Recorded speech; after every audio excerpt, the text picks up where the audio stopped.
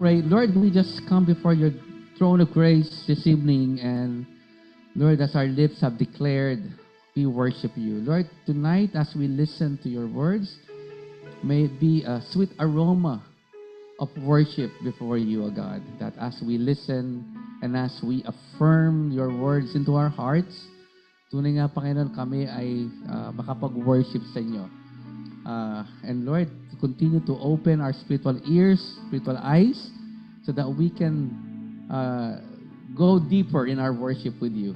Yeah, so that we can discover new things about what it means to worship you. So Lord, again, we thank you. We welcome you here, Holy Spirit. This is our prayer in Jesus' name. And all of God's children say, Amen and Amen. Hallelujah. Hallelujah. Well, mga kapatid, tonight I would like to share with you a reflection on worship. And the title is Spirit and Truth. Can we all say that? 1, 2, 3. Spirit and Truth. No? And I believe the Lord wants to take us deeper sa ating pagsamba sa Kanya. No? We need to go deeper. Yes, we are worshipers of the Lord. Napaka-passionate natin mag-worship sa Kanya. But we can still go deeper. Amen? Sabi mga sa iyong katabi, go deeper. You know? Let's go deeper in our worship with the Lord. And so, tonight, I would like to share with you about the question regarding the nature of worship. What is worship? What does it mean to worship God anyway? No? Or in other words, what is true worship? Ano yung genuine worship? Ano nga ba yung real worship? No? Well, Jesus has an answer to that question, and according to him in John chapter 4, verses 23 to 24. By the way, this is based on John chapter 4, okay? Verses 5 to 30. Medyo mahaba yung text. Ayun, yung Jesus' encounter with the Samaritan woman. No? And sabi niya dun sa verse 23 to 24, Yet a time is coming. Meron ba tayo sa screen nun? Ayun, basahin natin. Sige, 1, 2, 3. Yet a time is coming and has now come when the true worshipers will worship the Father in the Spirit and in truth. For they are the kind of worshipers the Father seeks. God is Spirit, and His worshipers must worship in the Spirit and in truth. Sabi niya, no, these are the kinds of worshipers the Father seeks. So God, the Father, is seeking worshipers. Amen? But sabi niya, there's a kind of worshiper that He is seeking. Amen? Ang tanong, am I that kind of worshiper that the Father is seeking? Hello? No, siguro yun ang question natin, no? They are the kind of worshiper that the Father seeks. Anong kind ito? Sabi niya, He's looking for true worshipers. Can we say true worshipers? And what do? They will worship the Father in spirit and in truth. No? Well, we know that Jesus said this to the Samaritan woman by the well. Amen? And we don't know much about the Samaritan woman. Hindi natin siya masyadong kilala. But what we know from the account of John was that she was a social outcast. Siya po ay, kumbaga, very isolated from the community that she lived in, from the society that she lived in. Bakit po? Because she's what we would call an adulterer. Ito siyang mangangulunya. And she's moved from one relationship to another. Bakit? No, according to Jesus, she's already had 5 husbands, saka 5 asawa na siya. And now she's living with number 6, with another man. And she's not even married to this man. Okay? So no wonder she would rather get water doon sa malayong pinagkukuhanan ng tubig. Saan? Doon sa well ni Jacob, o tinatawag na Jacob's well. A well located just outside the city. So in other words, she would rather walk far to get there than subject herself dun sa katawanan o yung pag-ridicule sa kanya ng kanyang mga kapitbahay. So in other words, ito yung ultimate social distancing. Di ba? Ito yung ultimate social distancing. And we're familiar with that nung pandemic era. Because this woman was a social outcast. No? But it was also at this point sa kanyang pagiging social outcast that Jesus met her at the well. Amen? Which tell us that no amount of social distancing can separate us from Jesus. No? For it was in that very place of isolation, in that very place of loneliness, in that very place of her sorry life, that Jesus met her. No? Friends, I believe some of us can relate with the woman because we're all, some of us here perhaps are dealing with some degrees of isolation. Maybe all of us, we're dealing with some degree of isolation sa buhay natin. Maybe we're dealing with physical isolation, we're dealing with spiritual isolation, yung pagkawalay, pagkahiwalay, no? Emotional isolation. But know tonight that there's no amount of isolation that will separate us from Jesus. Amen. Know that tonight. No? Let this be a prophetic declaration that there's no amount of isolation that you're dealing with in your life, in this season of your life, that can separate you from Jesus because He comes to us even in our isolation. Amen? No, He comes to us even in our isolation. So, Jesus was thirsty, but He was a stranger. No? He was a Jew in Samaritan territory. No, nasa lugar siya ng mga Samaritano. And here, He was asking for a drink from the woman. No? Well, this woman reminds him that he cannot just go asking water from a woman, let alone a Samaritan woman. No? Kung baga, double whammy po yun. No? Hindi siya taga roon, Hudyo siya, he's talking to a Samaritan, and then he's also talking to a woman. No? Kaya, sinabihan siya nitong babae. Kasi nga, there has been a long history of animosity, no? Itong di pagkakaintindihan o alitan between the Jews and the Samaritans. Magkaaway po sila. So, to cut the long story short, when Jesus confronted this woman about her sin, anong ginawa niya? Change topic. Di ba? She quickly changed topic. Binago niya yung topic to religion, no? Pinalitan niya yung topic para ipakita niya na hindi naman siya ganoon kasama. Diba? She changed topic. Gusto niyang ipakita kay Jesus na religious pa rin siya. Kahit ganoon siya. No? After Jesus already told her about who she was. That's why in verses 9 to 20, she begins talking about worship. Parang naiba yung topic. Diba? Iniba yung usapan. No? Jesus was talking about it and then suddenly she started talking about worship. No? She complained, nagreklamo siya dahil daw yung mga Hudyo, no? Because the Jews, they were against her ancestors worshiping at Mount Gerizim. No? Yung kasi mga ancestors niya, they were worshiping at Mount Gerizim. And the Jews were against that. They were saying that worshiping at Mount Gerizim, itong mga Samaritans, was invalid. Hindi ito valid. No? Sabi ng mga Hudyo, it's not true worship. For they should worship in the temple in Jerusalem. Anong gagawin nila? They're Samaritans. Diba? They're isolated. They're rejected by the Jews. No? But nevertheless, so kung titingnan natin, parang balido naman yung complaint ng woman. No? But nevertheless, Jesus shed some light doon sa kanyang complaint and reminded her that the place where one worships is not really important. Na yung hindi mahalaga kung saan ka mag-worship. It doesn't matter whether you're Mount Gerizim or you're in Jerusalem worshiping. Why? Ano sabi ni Jesus? For God is Spirit. Pneuma. No? Pneuma in Greek. Hence, we need to worship Him in the Spirit. and in truth. No? Ayun ang sabi ni Jesus sa kanya. No? So worship transcends venue. No, hindi mahalaga yung venue. Right now, we're worshiping in a hotel, di ba? No? Hindi ito yung normal place or typical place for worship. And we've proven it over and over again. We know Encounter Church gathers here also in this place. And it's a place of encounter. Di ba?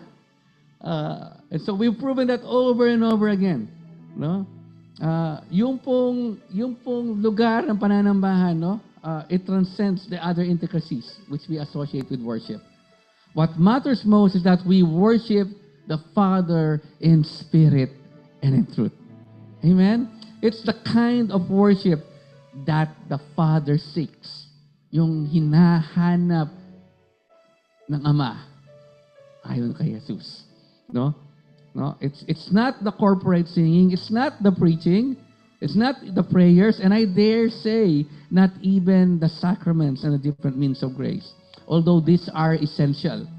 So please don't get me wrong about that. No, napakahalaga ng means of grace bilang isang Methodista. No, I'm Methodist. No, we're so big on the different means of grace. No, but if you strip down worship sa kanyang core, no, it's really about worshiping God in spirit and in truth. Amen? Kung strip down mo at its core, it's about worshiping God in spirit and in truth. And all of the things we do corporately, the sacrament, the means of grace, well, they should point us to that core. No, lahat ng ginagawa natin sa pananambahan should always point us there. So the question is, what does it mean to worship God in spirit and in truth? You see, it's just talking about some kind of yung disembodied worship, yung bang out of the body experience na pananambahan, yung bang ibig niya sabihin? No, yun po yung sinasabi natin disembodied, no? Pag sinasabi, yung ba ibig sabihin ng spiritual na worship? Kasi may notion na kailangan kailangan out of body experience yung worship. No? Or in other words, parang we need to get rid of ourselves of the body, no? Kasi yung body is evil. No? Kaya para maka-worship ka in spirit, kailangan mawala ka sa body. So worship in spirit. Pero actually, ano po yun eh? Gnosticism po yun. No? Di Pastoral, alam niya. No? It's a heresy. No? Kasi yung mga Gnostics, yung tinatawag na Gnosticism, it teaches that matter is evil. Yung laman ay masama. And we need to rid ourselves of the body. No? Pero hindi po ganoon, no? Hindi po yung ibig sabihin ng worshiping in spirit. Yung ganoon, no? And some would even use this as an argument, itong worship in spirit, as an argument for not going to church. Di ba? Ginagamit din po yun. Di ba? Narinig na po nyo yun. Di ba? Hindi ba? I will worship in spirit na lang. Di ba? Hindi na ako pupunta in the physical. Di ba? Dati, nung bagong pastor po ako, dinadalaw po akong matanda doon sa membro ng church. Dahil matagal na doon yung sisimba. No? Sabi niya, Pastor, hindi na po kailangan magpunta sa church. No? Yung po yung dahilan niya. Total po, may radyo naman, DCAS. Di ba? Yun ang sinasabi niya. No? Ngayon, nag-iba na, medyo class na yung mga ganyan. Total, meron naman pong internet. No? Nasa Facebook Live, di ba? Nag-iba lang. Di ba? May live stream naman. No? And then they would say na ang mahalaga naman yung mag-worship ka sa spirito eh. And some people would say, I'm not religious, but I am spiritual. Di ba?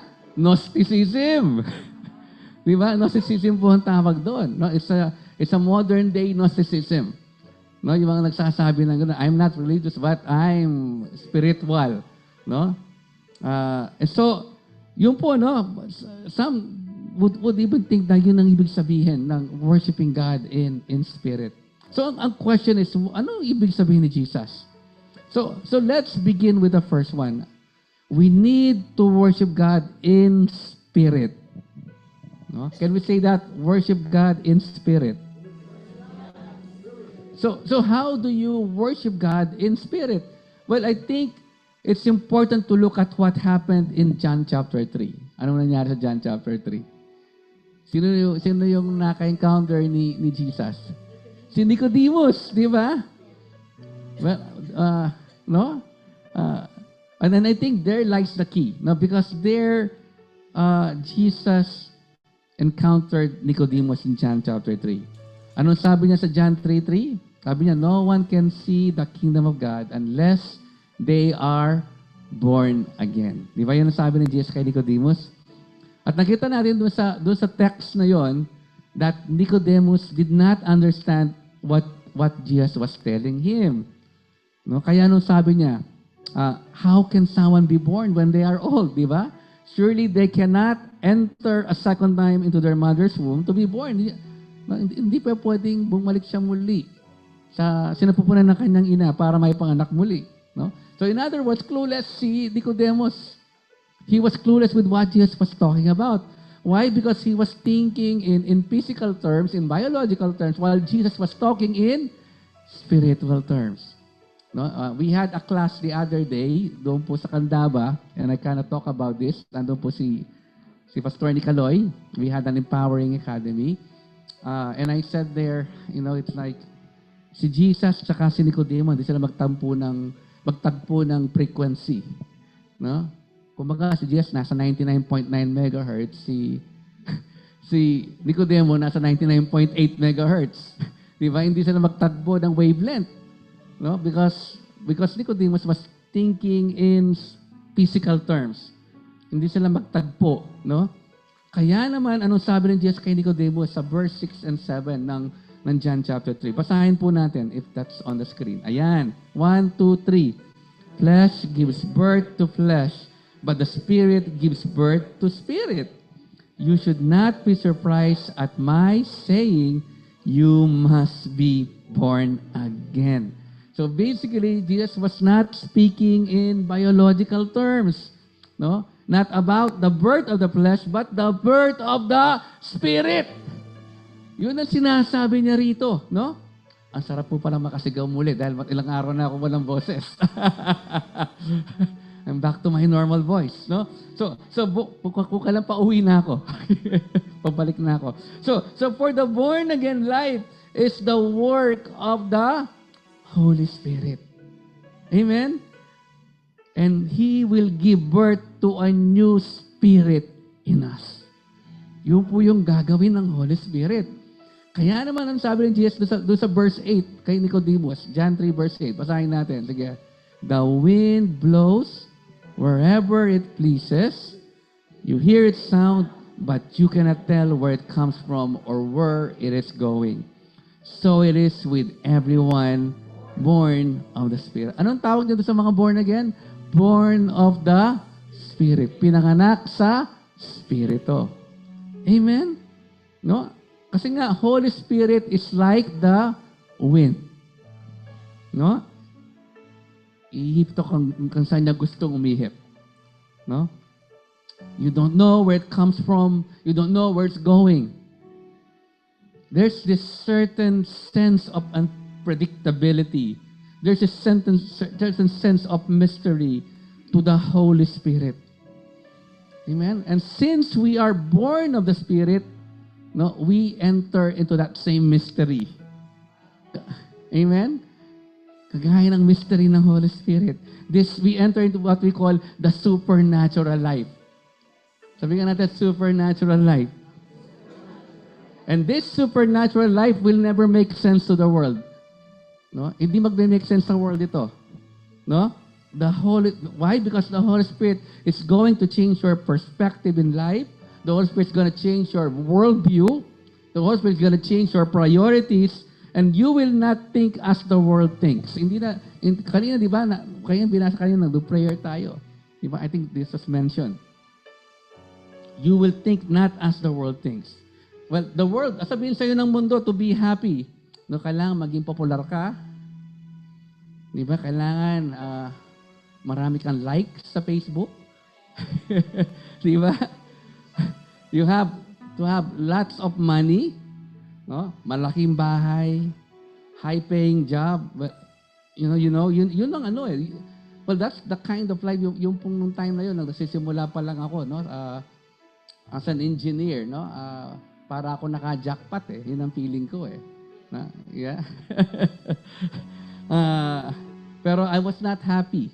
No? Pero yun ang sinasabi ng mundo, to be happy, kailangan yun ang mangyari sa'yo. No? But Holy Spirit tells you that happiness is found not in gaining for yourself, it's what? In serving others. Amen?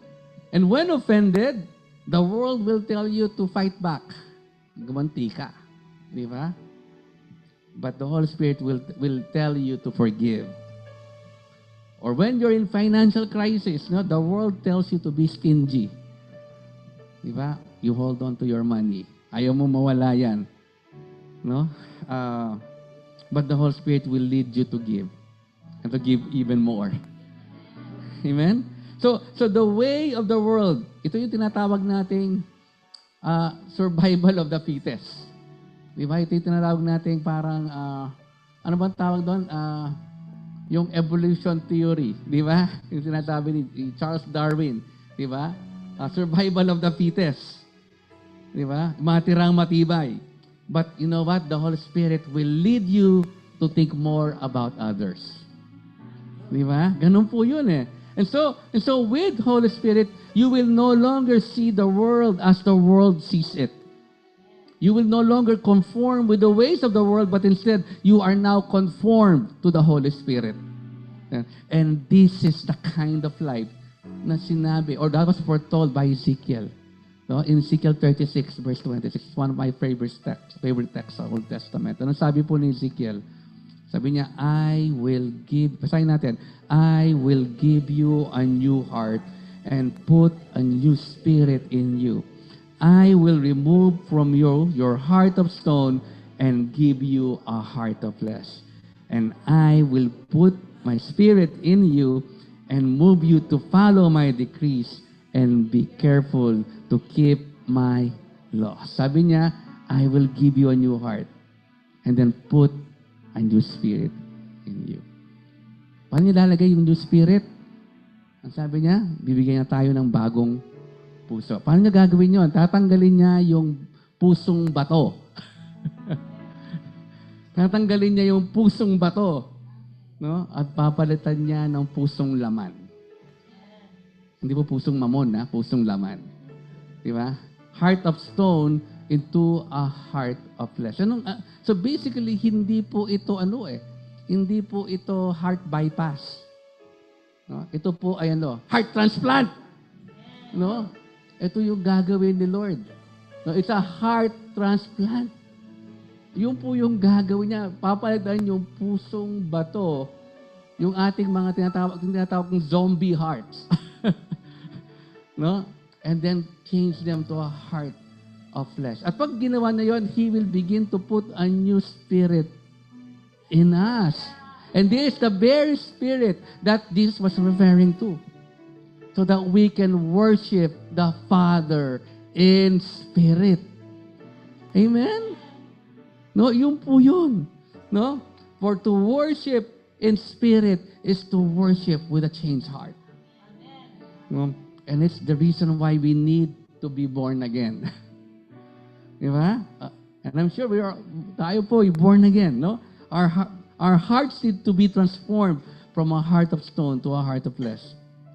For it is the heart of flesh that will receive the Holy Spirit. And it's this Holy Spirit-enabled heart that follows God. Amen? That's why, in order to be able to worship in spirit, we need to be born of the Spirit. Amen? No, kasi, ang iniisip natin, pare atang ang hirap mag-worship kay Lord kasi ito yung tinatawag natin, ito, gagamit po ko ng theological term, no? Kasi yung po is, kasi meron mo thinking na God is transcendent. Narinig pa na po ba yung word na yun, transcendent? That God transcends things. For example po, no, yung, di ba, the way we look at things, meron tayong sense of dimension. Ano ba yung dimension natin? Length, width, height. God, hindi po siya subject nun eh. Di ba? Um, pero subject din tayo ng time, di ba? Ng oras, panahon, at saka space. But God is not subject to that. Di ba? So kaya naman, totoo yung sinasabi that God is transcendent. He transcends things. Kaya naman, how do you worship God who transcends things? No? Di ba? Sometimes people say, imposibleng sambahin ang Panginoon because He transcends things. Pero Jesus say, you can worship God who transcends things because you can worship Him in spirit. Amen? Amen? You can, why? Because when you are born of the Spirit, no, you can, di mo siya, no, God is transcendent, di ba? Pero God is also immanent. Sabi nga natin, immanent. You can also experience Him. How? When you are born of the Spirit. Why? Because when you are born of the Spirit, mababakas mo yung tibok ng puso niya. No? Mababakas mo yung tibok ng puso niya. Kaya that's why it's possible to worship Him, this transcendent God. It's possible for Him to be immanent. In other words, can be discerned, mararanasan mo siya in person. It's because of the Spirit. Amen? No? That's why, no? Kaya yung sabi ni Jesus, we worship Him in spirit. But then, it doesn't end there. Sabi din niya, we need worship God in spirit and truth. No? Can we say, worship God in truth? So how do you do that? Well, Jesus shows us what truth is in the text itself, no? He confronts the woman about the truth in two ways. First, ito. He confronts the woman with the truth about herself. Yung katotohanan patungkol sa babaeng ito, no? Kinonfront siya ni Jesus. Jesus told her about, makita natin, remember, Jesus told her about the living water and how she will never thirst again. Di na siya mauuwaw muli. Pag natikman niya itong living water na to, itong tubig na buhay, no? At siya, ano nangyari, no? Bigla siya, nung sinabi ni Jesus yung living water, bigla siyang, Jesus got her attention. Sige nga, ano yung living water na yon? Kasi pagod na siya umiigib, di ba? Nang malayo. Di ba? Kasi that will solve her problem. No? Hindi na siya kailangan pumunta sa Jacob's well. Kaya tinanong niya si Jesus, paano niya makukuha yung living water? At ano naman ang sagot ni Jesus sa kanya? No? Na para naman, anong sagot ni Jesus sa kanya? Tignan niyo yung sagot ni Jesus sa kanya na parang napakalayo din. Kasi iniba ng woman yung topic, di ba? Pinalitan niya yung topic. Ngayon, binalik ng Jesus yung topic. Sa verse 16, ano sabi niya? Sige, basahin natin. Sige. Go call your husband and come back. Di ba? Anong sagot niya? And so she answered, I have no husband. He said, the fact is, you have had 5 husbands, and the man you now have is not your husband. What you have just said is quite true.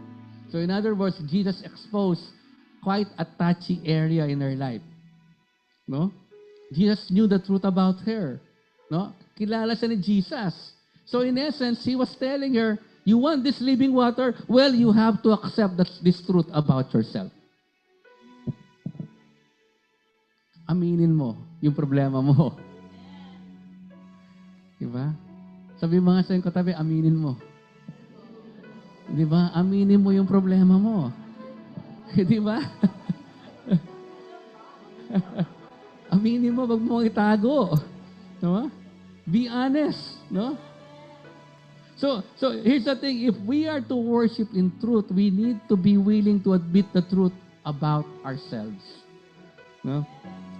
Because the quality, pakinggan nyo to, the quality of our worship is directly proportional to our admission about who we are.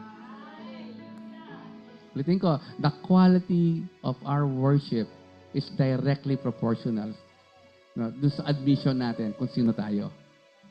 Kaya kung naghataka ka, ba't hindi ka maka-breakthrough? Ba't hindi ka maka-breakthrough? Kasi baka may tinatago ka. Di ba? Hindi ka maka-breakthrough, hindi ka makapasok sa Holy of Holies. Hindi ka makapasok sa Holy of Holies kasi you're deceiving yourself. Di ba? Kung minsan ganun tayo, di ba? We're masters of self-deceit. Di ba? Minsan we say everything is okay, no? Pero di pala okay.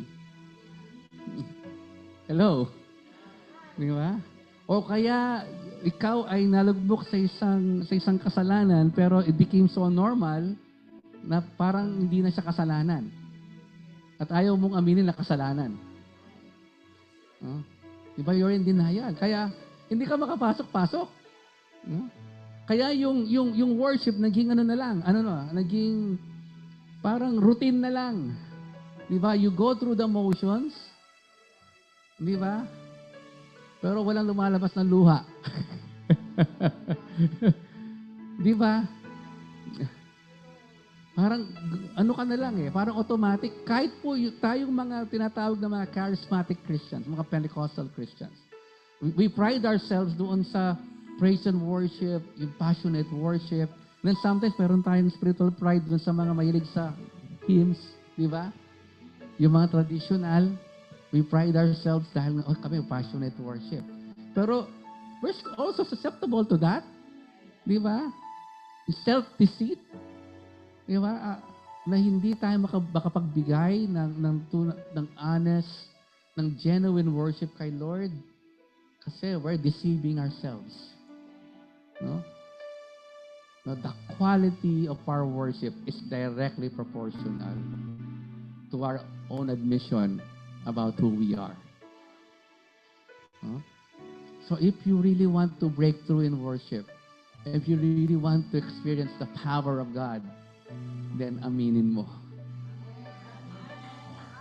Amen? Aminin mo problema mo.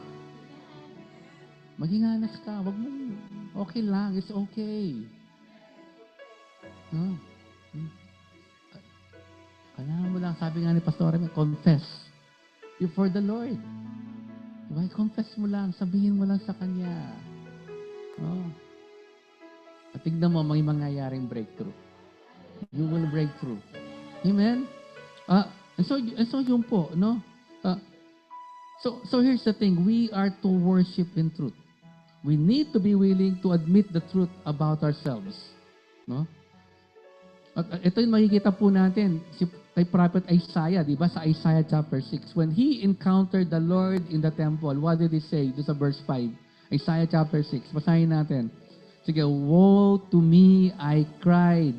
I am ruined, for I am a man of unclean lips, and I live among a people of unclean lips. See that? Diba? Kaya naman, bandang uli, nung nasabi niya, here I am, Lord, send me. Diba? Nakita niya yung cherubim, nakita niya lahat. Diba? It was an amazing worship experience for Isaiah. Because, yun nga, no? He was able to admit who he was before the Lord. He was able to see the holiness of God. Diba? Diba? Kaya, when I look into your holiness. Diba? Diba? When I look into your holiness. Anong sabi ni Peter? Sabi niya, ng Hebrews, di ba nang sabi, kalbot ako yung text, actual text, pero sabi niya, pursue peace with all men and holiness, without which we cannot see the Lord. See that? You cannot have breakthrough in worship if you cannot see the Lord in worship. Amen. Pero ano yung susi? Holiness. And one of the steps for holiness is what? Repentance. Yun eh. Di ba? When you admit who you are before the Lord, doon nagsisimula yung repentance eh. Amen? Acknowledge yourself. Acknowledge the truth about yourself. No? And then you will experience the holiness of God in worship. Magkaka-breakthrough. Amen? So yun po, no? So, yung nakita natin kay Isaiah, it's a contrast doon sa nakita natin sa woman, no? She could not do that. No? The fact that she moved from one relationship to another shows that she had been living a lie. She was trying to find satisfaction in the wrong places. And Jesus tried to bring her to come to terms with that.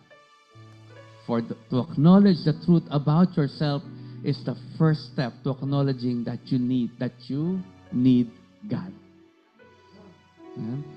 And you cannot worship without a need for God. Kung hindi mo kailangan ng Diyos, that yung realization that nothing in this world, like wealth, like prestige, popularity, money, can satisfy you except God. And this is what happened to the woman. No? For according to verse 28, anong nangyari? She left her water jar, then she went back to town. Di ba? Well, what do we see here? Well, she began to accept the truth about herself. As Jesus confronted her about the truth. So church friends, that truth is about repentance. Amen? Nakita natin dito sa woman, no? She went back to the very place she was trying to avoid. No? The fact that she returned to town and spoke with the people means na may nangyaring repentance sa buhay niya. Kasi yun naman po yung repentance eh. Di ba? It's, she stopped what she was doing and then she turned around. Yun talagang repentance. Hindi lang yung nagre-remorse ka. And then walang nangyari. Pero ito may nangyari. Sabi mo nga sa katabi mo, may nangyari eh. May ginawa. Di ba? Inaksyonan niya. Di ba? Yung kanyang naramdaman about herself. Di ba? Yun, genuine repentance. Iniwan niya yung water jar, tapos pumunta na siya doon sa iniiwasan niyang lugar, tapos binalita pa niya nangyari sa kanya. Di ba? How he encountered Jesus. That is genuine repentance. Amen? And what's neat about here is that she was willing to be exposed. But the neat thing here is that her sin no longer ruled her life. Bigla siyang pinalaya ng Panginoon. Amen? She was free. She was free. And so that's the kind of realization that needs to happen for true worship to take place. And this is really the essence of humility. No? Pagpapakumbaba. Because to worship without humility is not true worship. But knowing the truth about yourself is just one aspect of truth. One aspect pa lang yun. For Jesus also shows us the true essence of truth. And as we can see, no, when Jesus confronted the woman with the truth about herself, di ba, binago niya yung topic. Di ba, sa verse 25, sabi ng woman, I know that Messiah called Christ is coming. Basahin natin, when He comes, He will explain everything to us. So when the Messiah comes, sabi niya, no? Well, the woman says, but boy, little did she know that she was in for the surprise of her life. No? For in verse 26, ano sabi ni Jesus sa kanya? Then, Jesus declared, I, the one speaking to you, I am He. See that? So, simply put, makita natin dito, no? You don't only accept the truth about yourself, you also have to accept the truth about Jesus. No? Yun po yung isang aspeto ng truth dito, to worship the Father in truth. You need to accept the truth about Jesus. And that's the second thing we find here. For Jesus is the truth. And we know that, that very common text on John 14 verse 6. Ano sabi ng Jesus? I am the way, the truth, and the life. No one comes to the Father except through me. See that? Sabi, no one comes to the Father. Kung-relate mo yun sa John chapter 4. Diba sabi niya, worship the Father in spirit and in truth. So how do you worship the Father? Well, you need to know the truth in Jesus. Amen? No one comes to the Father except through me, sabi ni Jesus. So since Jesus is the truth, that makes him the exact opposite of the devil. Di ba? Bakit? Kasi the devil is the father of lies. Di ba sa John chapter 8:44, sabi ni Jesus, you belong to your father, the devil. Imagine that? Your father, the devil, no? And you want to carry out your father's desires. He was a murderer from the beginning, not holding to the truth.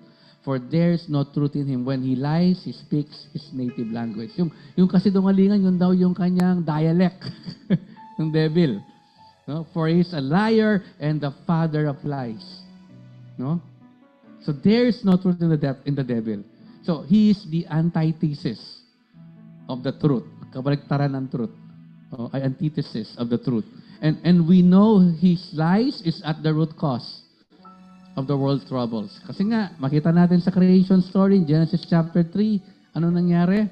Di ba? Nagsinungaling yung serpent sa babae, kay Eve. Di ba? Sabi niya kay Eve, doon sa verse 4, Genesis chapter 3, ano sabi niya? You will not certainly die, the serpent said to the woman. For God, basahin nga natin verse 5, for God knows that when you eat from it, your eyes will be open. You will be like God, knowing good and evil. So from the get-go, from the beginning, no, the devil lied, nagsinungaling siya. Tinwist niya yung katotohanan. At anong nangyari? No? Ang nangyari doon sa verse 6 ng Genesis chapter 3. And Eve believed him. She saw that the fruit of the tree was good for food and pleasing to the eye, so she took some and ate it. She also gave some to her husband who was with her, and he ate it. So as you can see, the devil's lie brought sin into the world. Diba? Yung kasinungalingan niya brought sin into the world. And what is sin, by the way? No? Yung kawalan ng pananampalataya sa Diyos, or what is known as unbelief. Diba? Doon pumasok ang kasalanan. No? Because sabi nga ni John Wesley, no, about this text, sabi niya, they gave more credit to the word of the devil than the word of God. No? They gave more credit to the word of the devil than the word of God. No? At because of that, no, kaya nga yung kasalanan is unbelief. It is not pride. It is unbelief. No? So anong nangyari as a result of that unbelief? Well, they were driven out of the garden. No? The earth was cursed. Sickness and death came. So that's why Paul said in Romans 6:23, for the wages of sin is death. Di ba? Because of that. Because of unbelief. But praise be to God for Jesus. Amen? Kasi hindi natapos doon yung Romans 6:23. Anong sabi niya? Anong sabi ni Paul? But the gift of God is eternal life in Christ Jesus our Lord. Amen? Yes, we are cursed because of sin, and yet through Christ we are offered the grace to turn away from unbelief. So ano? Ano yung kabaligtaran ng unbelief? Yung kawalan ng pananampalataya. Sumampalataya ka. Diba? Kaya naman, yun lang ang requirement. Diba? Sabi mo sa yung katabi, yun lang ang requirement. Diba? John 3:16, for God so loved the world that He gave His only Son, that whosoever believes in Him will not perish but have eternal life. John 1 verse 12, yet to those who receive Him, to those who believe in His name, He gave them the right to become children of God. John 5:24, very truly I tell you, basahin natin, whoever hears my word and believes Him who sent me has eternal life and will not be judged but has crossed over from death to life. Amen? No? That's why, yun po yung reverse ng unbelief. No? It's to believe in Jesus. No? And it just makes perfect sense. Let me repeat that. It makes perfect sense to believe in Jesus, to believe in Him. Why? Because He is the truth. Diba? Siya yung katotohanan. No, kaya lang dapat tayong magtiwala, sumampalataya sa Kanya. No? And this is the reason why He is able to save. No? Remember, the devil tried to tempt Jesus, di ba? Sa Matthew chapter 4. No? He threw every possible lie he can throw at Jesus. Kasi nung sinabi ni devil sa kanya, no? Ni Satan sa kanya.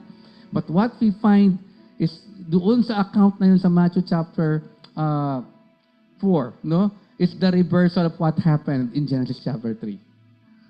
Nagsinungaling si Satan, no? But Jesus confronted the devil with the truth of God's word. Amen? And so, back to John chapter 4, the Samaritan woman gets the truth in Jesus. When she left her water jar, as shown in verse 28, it means her priority changed from the physical to spiritual. Amen? She left her water because she has found the living water. No? She found the truth in Jesus the Messiah. And so that's why she said to the people sa verse 29, basahin natin, come. Sige, come, see a man who told me everything I ever did. Could this be the Messiah?